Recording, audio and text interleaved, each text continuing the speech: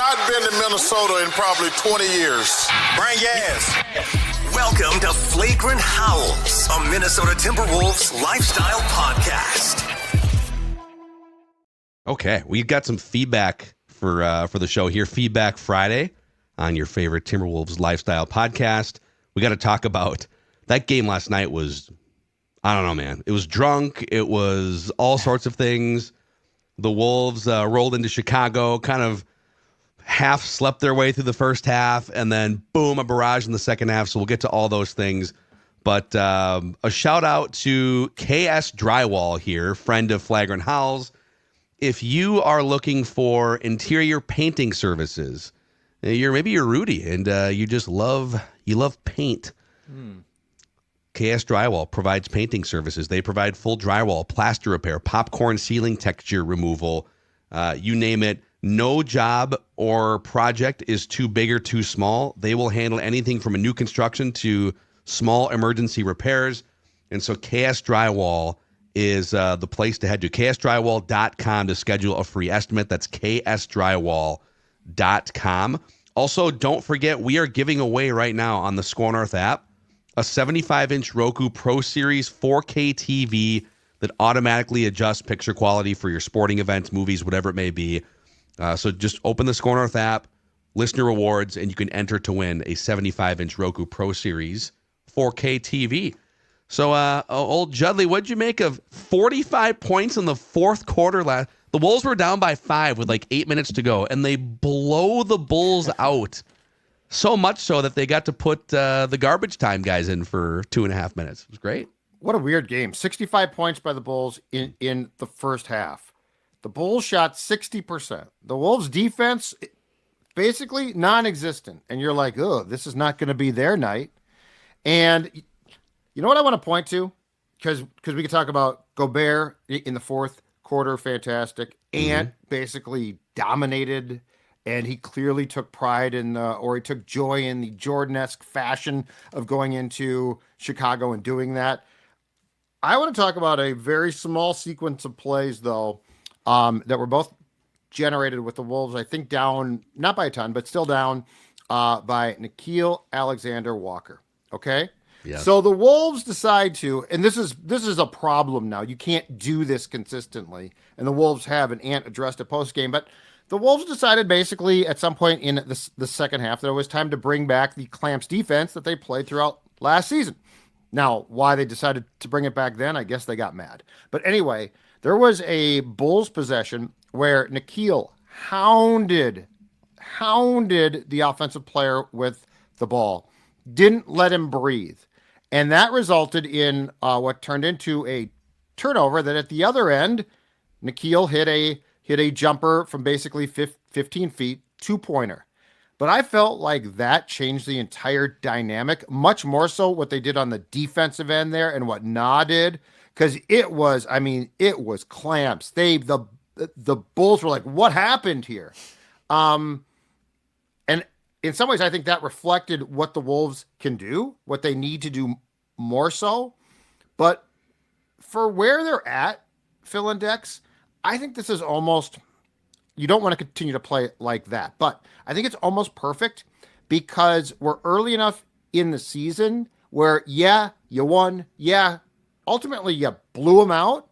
But you also got an extended taste for Finchy with the video, right? Of this is what happens when you don't do your jobs. So in some ways, I think early season, if this was March, it'd be like, okay, it's getting late. Early season, though, I think it was an ideal win because there's so much that is still teachable about what this team needs to do to gel and especially to play defense. Can I ask you a personal question? Is Nickeil Alexander-Walker your favorite Timberwolf?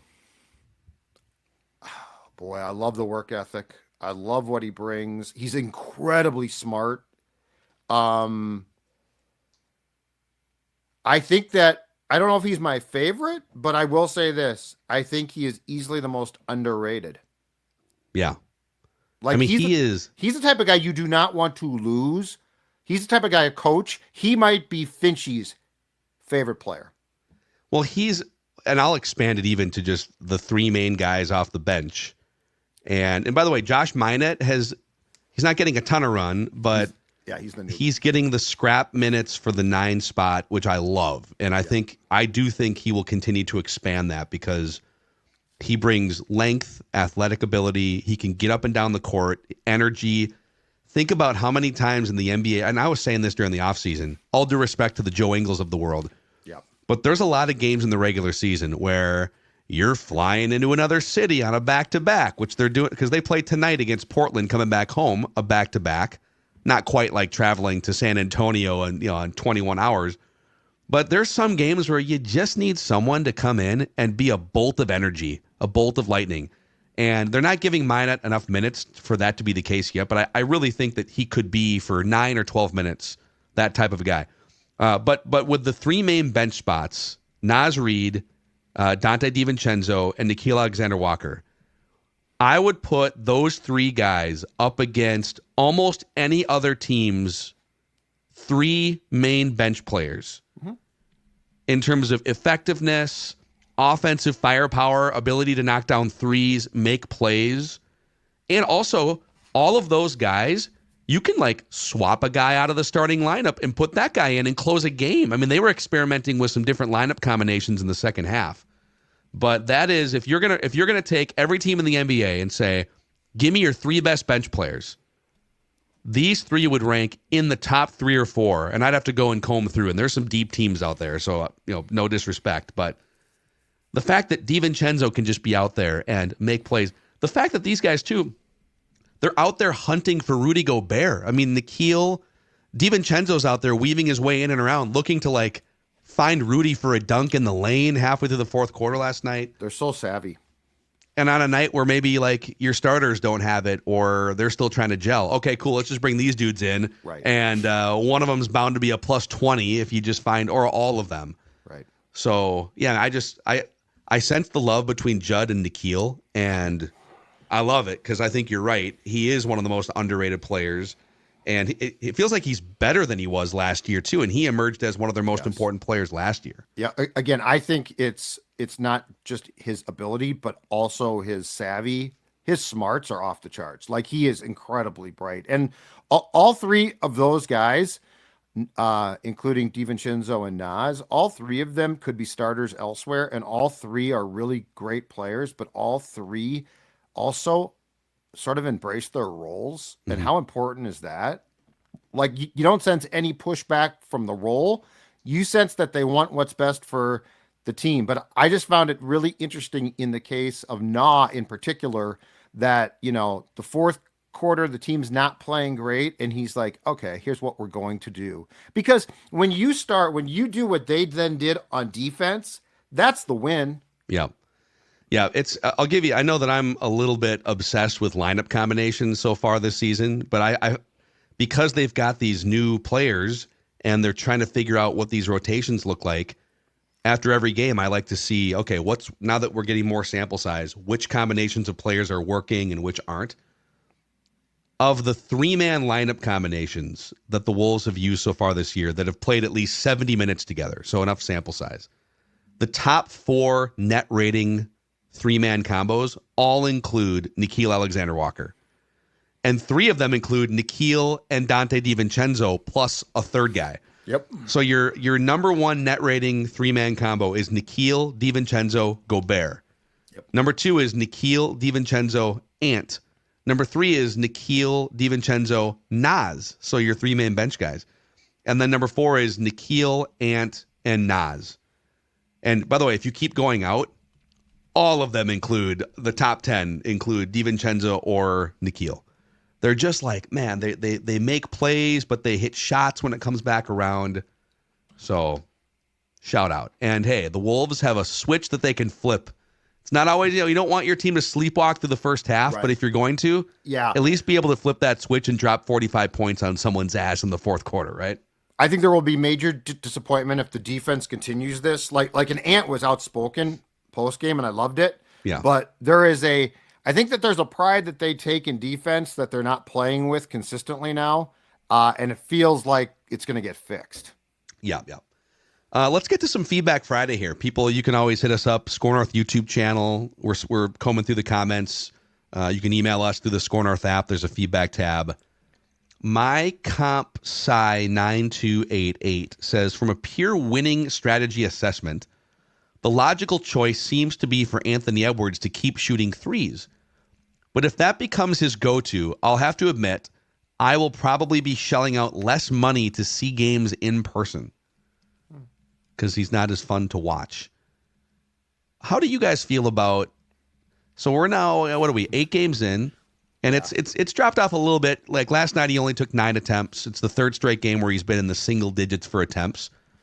But he was, again, 5 of 9 last night. He's averaging 11 3-point attempts per game, which is almost double what he was last year. I think that's top 3 in the league for attempts. But he's making 46%. But I don't know. Maybe it's not as aesthetically pleasing to watch because he's not getting to the rim as much. I mean, do you guys feel like it's like boring to watch Ant play basketball now? No. I think a couple things could be happening here. Kind of like with baseball got super into home runs in the last few years and strikeouts shot up. I mean, it's boom or bust literally at a baseball game now where pitching duels and putting the ball in play, unless you're, going to 81 games at Progressive Field in Cleveland, like it doesn't really work like that in current day baseball. But I will say, and I haven't been to a game this year. I went to a handful of games last year as a fan, not even in media row with you guys. The energy in Target Center is awesome. So and the Wolves fan base has been hungry for a legitimate team for years, and they've started to put that together in the last 2 seasons. And when you have someone like Ant, who, yes, can posterize people, and I agree with Nick Wright, I think dunks are more fun. But at the end of the day, if this dude is hitting 50% of three-pointers and daggering people like he was in that Celtics overtime game at the beginning of last season, that's exciting. So I think there might be eventually a turning point that the people like Nick Wright and other pundits are worried about with the reliant of three-point attempts. But right now, as a Wolves fan, no, it's still super fun, and I don't think it changes anything. I agree with Dex. I think, dude, he's rising up and cashing huge threes in these games. And I just pulled this up from 20 years ago compared to now. Because now for Anthony Edwards, some of his 3-point attempts are eating into him getting to the rim. So I will give you that. It's not just coming from the mid range. He's taking from going to the rim and shooting more threes. But at the end of games, when he needs to get to the rim or get to the free throw line, he's not afraid to drive. Yep. But here's what's happening in the NBA. It's not teams necessarily passing up getting to the rim for a three. It's the elimination of the long 2-point jump shot. So this season in the NBA, only 5% of shot attempts are from 16 feet to the 3-point line. 5%. Think about that. So we have eradicated that long 2 that if you were watching the Timberwolves 20 years ago, the Flip Saunders offense, KG made his Hall of Fame career off that shot, right? Yeah. So by contrast, so the league is 5% of shot attempts are long 2s now. It's eradicated. 20 years ago, the Timberwolves, one of the best offenses in the NBA, 30% of their shot attempts were from 16 feet to the 3-point line. And the league was 23%. Now, if you look at the rim, it's gone down a little bit. So 20 years ago, 30% of shot attempts were happening league-wide at the rim. This year, it's 25%. So there's a 5% drop. But it's not, you're not robbing from dunks and layups and getting to the rack. You're robbing from, so would the game be more fun if Anthony Edwards pulled up from 20 feet instead of 24 feet? I feel like it's a straw man argument people are putting out. Well, I feel like there's the discussion about the game itself and where the game is going. And then there is a much smaller discussion about Ant, who, by the way, if he was launching threes and missing them, it'd be okay, this is a problem. He's worked. It's an element of his game. Part of my appreciation of the dude is that every year he works on something. He clearly has worked on this. He's draining these ridiculous threes. But I also feel like I feel like this should be a nuanced discussion about a player, and it becomes this, well, he's just part of an epidemic problem. Because, first of all, when Rudy's on the court, okay, is he going to be driving the lane as much? Now, when Julius is on the floor, he might be, but Ant's a pretty smart player, or he's a very smart player, so he's picking and choosing his spots. The other thing is, I feel like and now if this starts to cost the team games, we can revisit the discussion, but I feel like part of this is there's this notion that every dunk is this just massively exciting play, posterized. And Ant's not going to pass up those. If he can posterize a dude, he will. But not every dunk is this massively exciting play. So if you can get 3 points instead of 2 points, it's probably not a bad idea. And the last thing is, as far as not going to games, one of the things I like in being at Target Center is watching Ant away from the ball. Like, he's a superstar. He does things away from it's like Kirill Kaprizov, right? Go to a Wild game, and during his shifts, don't watch the puck. Watch 97.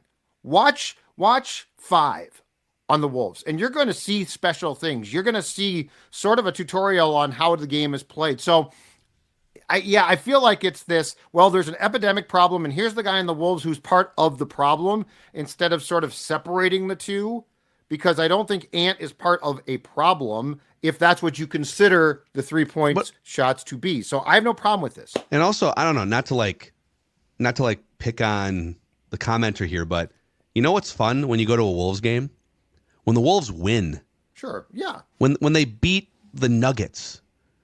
When they beat the Celtics in a huge game in which there's 19,000 people packed to the rafters of Target Center. Right. And you've got a record number of season ticket holders, 11,000 season ticket holders. When Anthony Edwards rises up and cashes his 5th 3 of the night to give you a lead in the 4th quarter, right?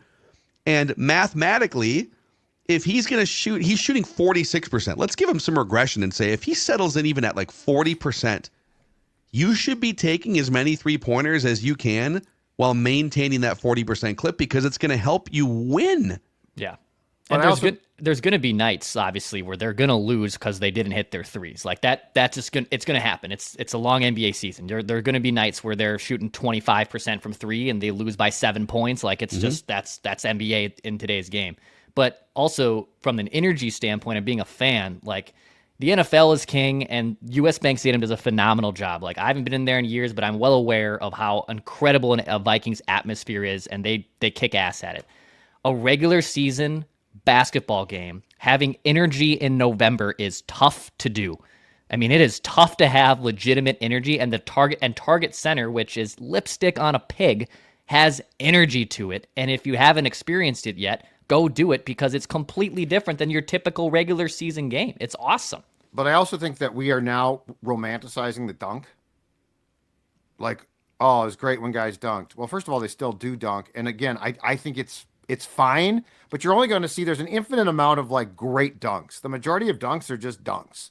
So it's not like Ant is passing up 15 posterizations per game. That's not the way that this works. And the other thing is, I think when you have the opportunity to go watch a superstar live, my advice is watch that player live. Watch what he does away from the ball or the puck or whatever. Like, watching Justin Jefferson run routes live, which you can't do on TV, is a really cool experience. Dude, I mean, I just looked up the dunking stats to validate it. These are all just like straw man narratives. 20 years ago, the average NBA team in an 82-game season threw down 280 dunks in a season, the average team. Last year, the average team threw down over 100 more dunks per season. The dunk rate is up. The 3-point rate, what's happening again is the Timberwolves and other teams are getting rid of the 18-foot jump shot. It's been happening for 10 years. Yeah. So I guess if you find a 19-foot jump shot to be wildly entertaining and stepping back an extra 5 feet is making it unwatchable, I don't know. People act like, oh, we're getting rid of like the post game. It's okay. Yeah. Are we seeing like the back to the basket, go to work type Tim Duncan thing? Like, okay, I will grant you some of those layers are out of the game, but I think by and large, people are blowing this entirely too far out of proportion. End rant. Judd, Tell the audience about Parlor. In fact, we were just there a couple weeks ago. We were at the Last week and a Minneapolis. half ago, man. Okay. Is that Parlor Burger not to die for? Oh. The fries? Oh my God, they're so good. Now I want to tell you about the perfect spot to stop before a wild game or an event at the X. Head to Parlor Bar on West 7th in St. Paul, open Monday and Tuesday from 4 to 10 p.m. and Wednesday through Sunday from 11 a.m. to 10 p.m. Join us for lunch from 11 to 3, Wednesday through Friday, or stop in for brunch. Now, this is a favorite of the Zolgads. Brunch on the weekends, absolutely outstanding. Game day fans, there is a special menu for you that rolls out 3 hours before a hockey game as well. Parlor Bar, again, located West 7th Street in St. Paul. It is easily within walking distance of the X. Check them out or at 651-207-4433 or email them at info@parlorbar.com. That's Parlour, Parlor Bar, the Parlor Burger, as we can all attest, outstanding. Nickeil Law is the exclusive personal injury law firm of Score North Podcasts.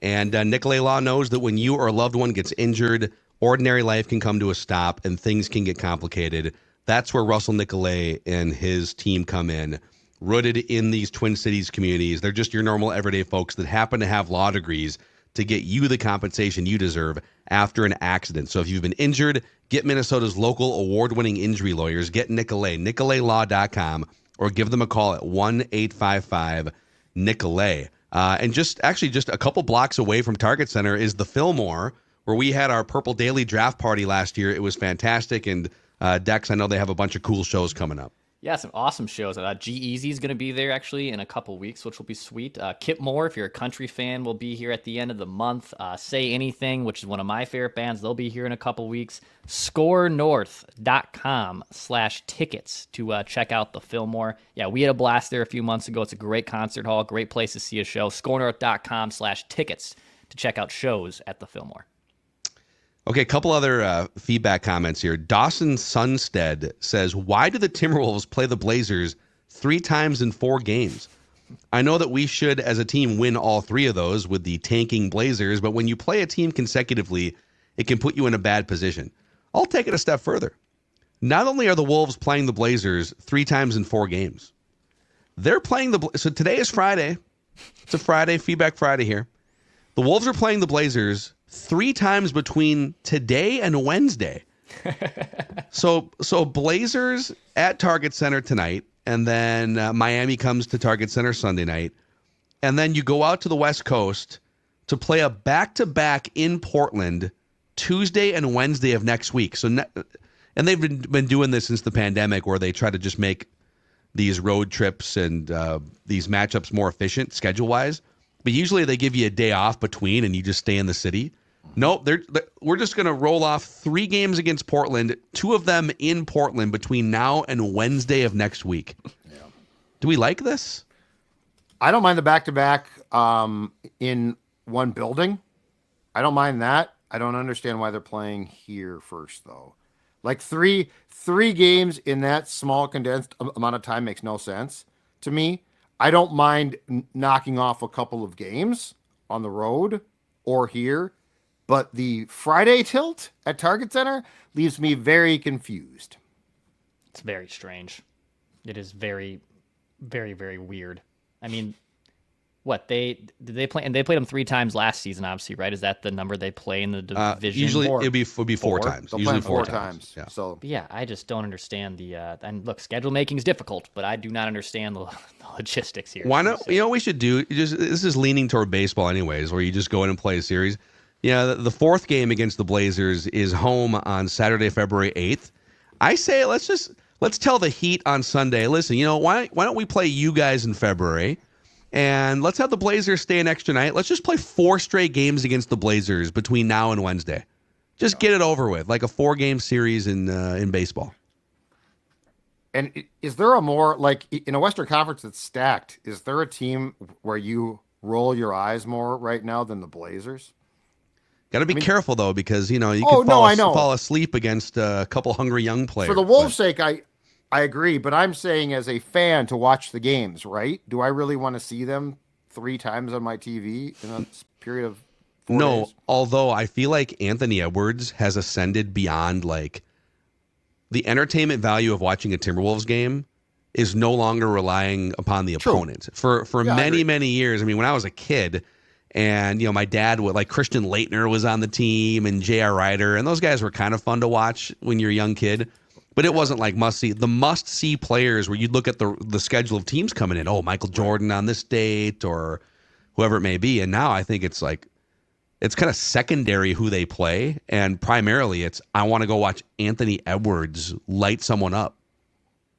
But it'd be more entertaining if he shot long twos while he was lighting people up. Well, yeah, I just don't understand why it's 3 times. And then one more here from Iceman on the YouTube channel. The league butting in on load management is the most ridiculous thing in sports. So the league is, they're looking to find teams and players and making sure that they play on back-to-backs if they're not actually hurt and nationally televised games. The league butting in on that is the most ridiculous thing in sports. The league should never have a say in what players on a roster get playing time and when. Do you think the league is overstepping by trying to police load management? No, not at all. They're about to enter, I believe it's next season, billion-dollar long-term TV contracts. No, it's the league's. I thought it was ridiculous when the league was completely out, and I think that the league was completely out until about 5 years back when it was a national like TNT game and like the Heat are like, no one's playing tonight. And TNT's like, that's not going to work for us. No, I think the league has to get involved. I mean, it was getting ridiculous. And plus, kudos to the Wolves, just to be clear here, okay? The Wolves do not practice this. Anthony Edwards does not want to sit, so it's not a problem here. But, how many times did people go to a Lakers game and LeBron was going to sit out? And he's just on the bench. He's perfectly fine. Something like that. So, no, I think the league is doing the right thing. And the most important thing in all of sports are your television contracts. If your television partners are not happy, you are not going to be happy. So I am totally with the league. I love this. They should do whatever they want. I mean, can you imagine if, like, all right, we're going to put a new series out on Netflix. It's going to be a new season of whatever your favorite show is. Emily in Paris, Judd. I know you're a big Emily in Paris. That one. Yeah, I've heard of it. And so it's Emily in Paris, and it's season 3 or season 4, and it's going to be 12 episodes. But Emily is only in 6 of them. Contract dispute then. or it's low. It's like, my vocal cords are a little. I don't know if I'm going to be able to act all 12 episodes. The league. It's a TV show first and foremost. Right. And I know that players and teams feel pressure to win championships as the main goal, which it is. Right. But at the end of the day, like, this is a TV and entertainment product. And if you've got actors and actresses just sitting out episodes because of some non-legitimate reason, yeah, like the networks and the league should push back at that. And plus, enough guys get hurt where there are legit reasons why people don't play, right? So, like, you're adding on to it. And look, if Mike Conley sits out the second of a back-to-back, no one's going to complain. That's absolutely probably fine. LeBron now at his age is probably fine.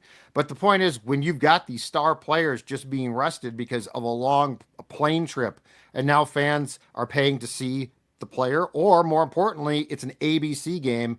No, I think the league took too long to address this issue, if anything. Yeah. So, yeah, keep your Feedback Friday questions coming. YouTube comment section. You can also hit us up in the feedback tab of the Score North app. And I think we're going to make this a pretty regular Friday feature on Flagrant Howls. And by the way, if you haven't already, click that subscribe button on the Score North YouTube channel. And on the audio side, Flagrant Howls, Apple, and Spotify. If you could give us a 5-star rating and a positive review, helps us continue to grow this Timberwolves lifestyle podcast.